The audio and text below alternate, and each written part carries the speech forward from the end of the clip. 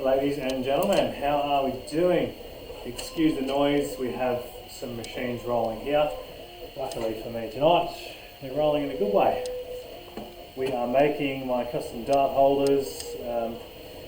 That's what they're going to look like. We were going to put, going the wrong way, we'll put a piece of timber across the back here so that when you look through it, you will see I'm going to, you can customise it to anything, but I'm going to put a description of the dart, so brand, design and possibly weight, seeing how small we can get it.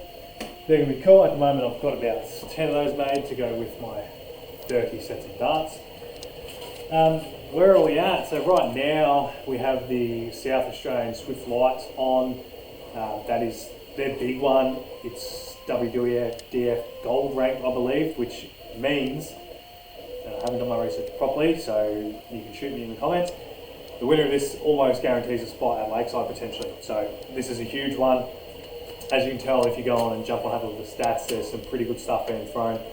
Guy I've never heard of, Michael Bajowski, he's thrown a couple of ton plus averages. Yes, it's only best of 3, so 2 legs. It's still pretty good stuff. Raymond Smith is flying through there. Kai Smith, Peter Matchin is doing well. Harley Kemp also on track. I believe it's the last 32 stage now. I don't know if I'll get on to have a look and commentate it for you like I did the Zone 7 Open, but yeah, I don't know who will win that. Raymond Smith is up and about and wins everything at the moment that he goes in, but I just think, having seen some of those stats, Peter Match is definitely looking good. Mal coming, and this new guy, Bajowski, who I've never seen before, I'll look into him. He's flying. Kai Smith is always a bit of a smoky after his win at the Oceanics in 2021, I believe. That was pretty impressive, so yeah, never count him out. Tuesday nights, my team had a win. Another team's game. I only played one game. I wasn't available for most of the night, turned up late. Got that done 2-0. It was pretty good considering how I have been throwing. I had 4 tons across the 2 legs, 96 peg, and got it done. And then we went to a team's deciding game and the team got up. So Tuesday nights were on the board. We are now 1-1 in that, both team games. Wednesday night was a bit of a stinker for me again, just not consistent enough. I think I may have figured it out, if you can see my hand in there. Just getting a bit flicky with everything, so as I go to throw, my wrist is flicking through like that and my hand's not extending, so I'm just trying to concentrate on a smoother release with the wrist and hand going together there to follow through properly. So bit better at home so far. We'll see if I can translate that to the board. The other issue I'm having is I've changed back to my smooth barrels. Unfortunately, I broke one, so I'm throwing 2 of the smooth barrels and 1 of these Harrows Nobles, just because it's the most similar I have. I do have an order coming, which is 2 sets of these. Unfortunately, I can't find them in Australia anywhere, so they are coming from the UK. Anyone wondering, I have ordered from the UK through Darts Corner, and they is due to arrive tomorrow, and I ordered on the 7th. So that's not even 2 weeks from the UK. So the UK is very lucky, and some of their dart shops have a massive variety compared to what we have. So if you are interested in getting onto the online, going and looking at the UK supplies, most of them will offer FedEx, and FedEx is worldwide, so it'll be alright. If you've got the patience. I don't have much patience, so I am chomping a bit. But I've got some of those coming, and I have a new board. You can see down here. I'm wearing a white shirt, so that's a bit of a fail. Replace the unicorn. So this has got the wires are coming out. It's a lovely board, and it looks good, especially from day one. It is a fantastic looking board, but that is starting to happen. It's pretty worn, but still very usable. If you hate on unicorn and think, oh, I don't want a unicorn, I heard bad things. This has probably been in cycle for me for about 14 months straight. I've had it for longer than that, but I've only used it here and there and used it for videos because I love the look of them. But I reckon 14 months straight, I roughly worked out about 800 hours, I reckon, of practice with regular rotation, and it's only just started to have these wires come out. I have seen people get a bit of timber there and knock with a hammer, and that sorts it straight out apparently, but why not get a new dartboard, because they're fantastic. What will I replace it with? You would have seen a lot of my videos. Shot darts is my favourite to go with. And they have a new Gen 4 Bandit dartboard. But I didn't go with that. What I wanted to do this time was see what I could get for $100, and the Mission Samurai Infinity. That's the one with the blue writing, Mission Samurai. It was only $100, and I have heard fantastic things about the Mission dartboard. So we'll see how that goes. That is coming from the Gold Coast, not the UK, so that should be here tomorrow as well, hopefully. Tomorrow is Dart Day, all the goodies coming.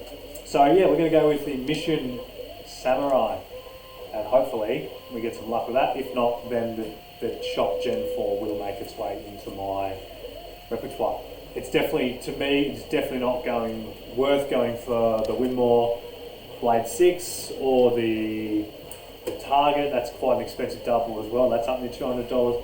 Even the Unicorn Eclipse Ultra, not the HD2, is right up there now, nearly $200. So I don't believe, and the amount of bounce outs I see when I play people online with the Winmore Blade 6, it's like throwing in a wall apparently. They're firm. So what are the advantages? Maybe they don't change as much through time. So this started off really soft. I actually started using this because I had some really light darts for a little tournament I had at home. So I changed to the softer board. They do firm up. Maybe the Winmore Blade 6 doesn't firm up over time. Not sure. If you use a Winmore Blade 6, let me know in the comments. Yeah, so Mission Samurai Infinity coming. What do we all prefer to watch? So we had the Pro Tours played before the Premier League. Premier League was a pretty good night. There was some good stats thrown there. But some of the stuff you saw at the Pro Tours, so that's all the floor events, I love it. I think you see so much more. There's 128 players, 2 days in a row. I've got the board moved, the hockey moving, but we'll try and keep it still. Don't know how long ago. You get to see Damo play so consistent over a whole weekend. So he didn't win any, but I think he made a top 16 and a top 8. So he just wins and wins and wins most games that he plays. So he gets himself right up there in the pointy end, and that's his bread and butter. So without even winning anything major, only making a few quarterfinals last year in the big tournaments, he's worked his way up to 8th in the world. So if he can keep that floor consistency and push a bit further in some of the majors, he's going to shoot right up to top 4 and be in the Premier League next year. You see Dimitri Vandenberg average 115 in round 1, day 1. The very next round he averaged 85. You get to see Littler over 100 basically every game, and then it takes something special from Joe Cullen and Gerwyn Price to beat him so that he doesn't win both days. So that's fantastic to watch someone with that level of consistency. And then it's funny to listen to the people bag him out for losing one game with 100 plus average. So the amount of times he's lost with 100 average is unreal. We also got to see Bo Greaves average 103, win her first game on tour, beat someone like Josh Rock. Just don't see that when you're watching the same 8 guys in the Premier League. So yeah, she doesn't even have a tour card. She's gotten there because there were players that pulled out of the Pro Tours, which you see quite regularly, and the leaders, they fill it up with random places. I think it's mainly development tour, so the development tour order of merit, they get to fill in, and Bo Greaves is right up there on that because she won an event. She may even be top. She had an 11 dart leg to beat Josh Rock, so that's just next level stuff. We all love the atmosphere. That's what we go to the Premier League for. Well, I don't go to, it's what I watch it for. That's fantastic, but just everyone's there for a reason. It's their work. They have to make the money for the Players' Championships. They have to do it to get seen. They have to perform. So that's why I love it. The best game I ever saw at a Players' Championship, in general, best game of darts I've ever watched. Maybe the Phil Taylor Adrian Lewis game at the Grand Slam. That was fantastic. But there was a match in 2021 between Damon Hedder and Gary Anderson. Gary Anderson went into that weekend absolutely dominating. He was over 110 maybe 4 times. Everything was over 100 all weekend. And it came to the second event, and Damo made it to the final and took out Gary Anderson. He averaged 114 himself, while Gary averaged about 117, and it was just bonkers. Gary just could not do anything to stop Damo, and it was just his weekend.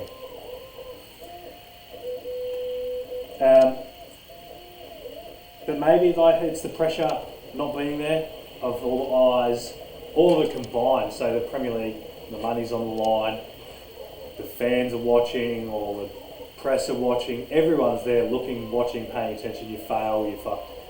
And yeah, that's just criticism comes upon you. Because we saw an exhibition where there's zero pressure on the players and it's Gerwyn Price averaging 115, 117 to Luke Humphries 119. That's next level stuff. So maybe it's that pressure, that external pressure of people there and watching. People could comment on the games that are played at the Players' Championship events, but there's only 4 board streams. You still really can't see what's going on. So unless you get on the stream board and absolutely stink it up, then yeah, no one's really going to know. Whereas the crowd can get to you instantly at the bigger things. So yeah. Yeah, I didn't get to do. I was going to try and work on the growth of darts. You see, the UK is up about 11% year on year. I'd love to see what the numbers were post-COVID, and the number of 11%, I don't think that's affiliated numbers.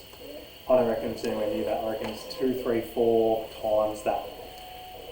Everything Luke Littler sold out in all the dart shops. No one had anything Luke Littler left, even though his darts are worth about $250, which I don't pay that much for darts ever. And I don't care about paying for a set of darts, but that's far too much. But yeah, we see that sell out.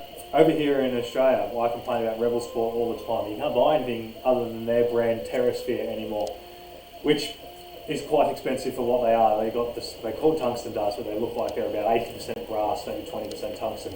And they're charging $60-something for those, so even $100 for their dartboard, it doesn't quite look up to standard. But Luke Littler made them change their selling tactic, basically. They now sell a Target dartboard with his picture on it. They've never sold Target, ever. From what I can remember, they used to have Winmore, maybe some Unicorn, but it was always pretty much just Harrows and Winmore. A little bit of Harrows, but not too much. I did try to reach out to Darts Queensland, but I didn't actually get back on some participation numbers. Both clubs I'm at are feeling pretty good. We don't have any extra teams, so all teams are chockers at the moment. Most teams have got at least 4, some have 5, so my team alone has 6. So I think participation numbers are up in there, and I think I could easily rattle up my own team, and there could be another team made of leftover players, so it could be up to even 10 there. I know there's Tuesday night, Wednesday, Thursday. There's like 5 competitions up here where I play. Only 2 of those are through Darts Queensland and officially, supported by a darting body. So you wouldn't be able to get accurate numbers anyway. You see these other competitions up here that we have that are probably don't have the stats, but yeah, for at least 5 competitions up here in Bundaberg. Yeah. What was I going to go about with that? That's just so inclusive at all levels. That's why I think darts is such a great sport, and it would be good to see even more people get involved. It's just so inclusive. All the comps I'm in at the moment, you can see anywhere from 5 to 6 180s a night. You can see an average from anywhere from 30 to 80. Last season we did see a 170 peg, and I also saw about 170 darts missed at double one. So you've got all levels of the spectrum, whatever you want to say, however that word terminology goes. No one's probably listening to what stage anyway. But yeah, you can see it all. And that's why you'll continue to see darts grow. All we need now is a bit more of that exposure and advertising, and our league's probably starting to work on a little bit. At some stage I'll help get involved with that and try and make it a little bit bigger and better. But we'll see. Last video I did was the Zone 7 Open. The views were pretty good on that. I'd love to hear what you think about it. Should we continue to do that? As I said, I'd love to jump on later and cover the Swift Light from South Australia, but I don't think we'll get to that. It's just going to run too late. They're only in the top 32 now, and I've got things to do a little bit later on. So let me know how we go with that. We'll hopefully hear from Darts Queensland at some point about participation numbers. and really dive into what we can do to improve that. And maybe even we'll reach out to some other organisations and see their formats and what formats everyone thinks is the best. I like the way we play ours, so for anyone that hasn't listened or been here before, we have 4 players per team. This is both a Tuesday and Wednesday night. Minimum 4 players. You can play less if you want, but you've got to give up spots. 2 lots of doubles, best of 3. Then you have singles, one night's best of 3 for that, one night's best of 1. Then you go to doubles again, one night's best of 1, one night's best of 3. 2 lots of doubles. And then you've got your last lot of singles, best of 3 for all those singles. If the scores are level, it's a team's game to decide. It's not too bad. Sometimes I think the team's game should be included. We've spoken about that, so we don't need to back over that again. What I would like to see is we play from one season only, down where I was in Seymour. There was a winter season, summer season. Could change things, different divisions. I don't like that idea. I think everyone should get to play everyone and just enjoy your game. If you really want to have quality darts all the time, go and play in some of the bigger stuff around the state, especially down Victoria where it's all pretty close together. Up here it's good because then you get to practice, do your darts, have some fun, which is what darts is about, have a yarn, especially up here. And most comp level work that I'm playing in, it's about having fun and enjoying the sport of darts. But then when you have played the big dogs, that's when you've got to instantly step up, and that is the challenge in that scenario. What I would love probably to see change, and again, once I get a bit more involved, we'll see if we can make this sort of happen. In one of my competitions, we stop halfway through, so you only play 7 teams. This is where we were before. We start in Feb, end in late December. We just play the same teams over and over again. So you play each team like probably 5, 6, 7 times. We stop halfway through the Wednesday night, and we do the doubles championships. And at the end of the season, we do the singles championships.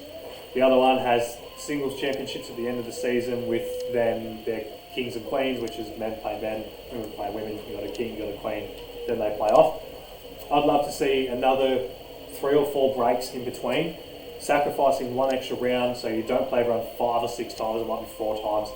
Have a doubles championship, have your double in, double out championship, have like a match play type scenario where it's straight knockout for the whole go, all that sort of thing. You can have it seeded because you have stats. We all keep stats, all the competitions do. You've got it on Dark Connect for those that are lucky enough to use Dark Connect. You can seed it. You can have your first seed, your 32nd seed, and then draw it from the rest there. There's a million different tournaments you could do, just change it up for a night or 2. And just have more people eligible to take on the big dogs in a competition. So there is 1 or 2 guys that are just to dominate in our competition and win most things. We all would love more of a crack at these guys. So even when I play that top team, I may not get a chance to play either of those 2 guys who I think are number 1 and 2. There's quite a few now. Our competition's starting to get really strong, and there's quite a few others. As you heard me say the name Dave Littleboy, Masika, Darryl Rose starting to play some really good darts. So there's a good bunch of guys now who I'd love to play a bit more consistently. So having a tournament like that, which you could then stretch out to longer format, that'd be fantastic. And I will look into a singles competition at some point, like a league singles, not like Premier League, but old school Premier League. It's all a work in progress. And we'll try and improve darts completely up here in Bundaberg. Enjoy the Swift Light Classic, and that's about it for now. We will chat next week.